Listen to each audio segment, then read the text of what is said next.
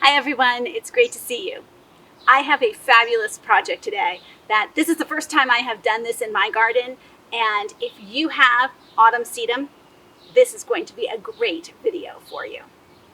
If you remember back to when I grew actually these coleus inside from seeds, I made a video about how you can pinch coleus to get them to be bushier and fuller, not so leggy.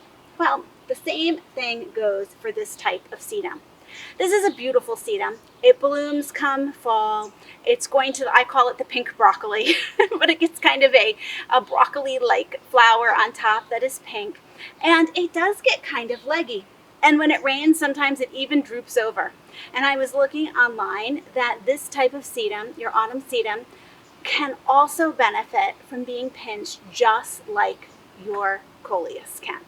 And I'm going to show you exactly what to do so you can have fuller, bushier, more blossoms on your sedum come fall. Just like with our coleus, when you go to pinch, I'm actually going to use clippers because these have a slightly thicker stem than the coleus. The coleus are so delicate, it's really easy just to pinch them with your fingers.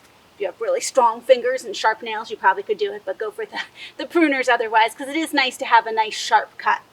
What you're going to do is you're going to take maybe about 6 inches, about a third of your plant so far, and you're just going to go down to right before one of the leaves here. If you have, now these leaves are not all directly across from each other in pairs, and that's okay. If you find one with pairs, it's easier. So this one has pairs right here, pretty close. I'm gonna just snip right there above it and take the top part off. And just like with the coleus, it now will branch and send out new branches from the intersection of where those leaves were. Let me show you what happened with this sedum that I pruned about a month ago. So I want to show you how those new little branches will form right where the leaves connected to the stem. So what I did is I cut the stem here. Here's my cut. And then these are the 2 new sprouts that came from the junction where the leaf attaches to the stem.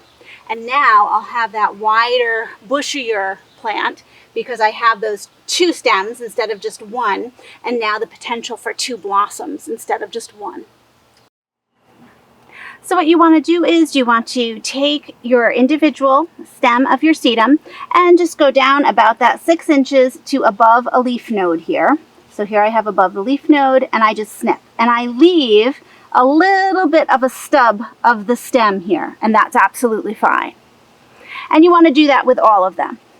Just take them, find right above the leaf node, and cut it. And now remember, it's right here in the little node part that it's going to send out that new branch.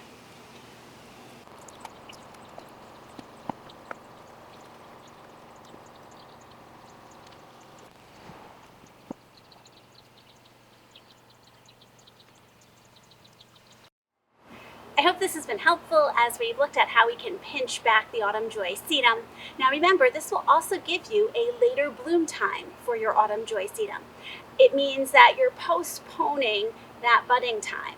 So in that case, you also want to make sure you don't pinch them back too far into the season. Usually this is done in May and June.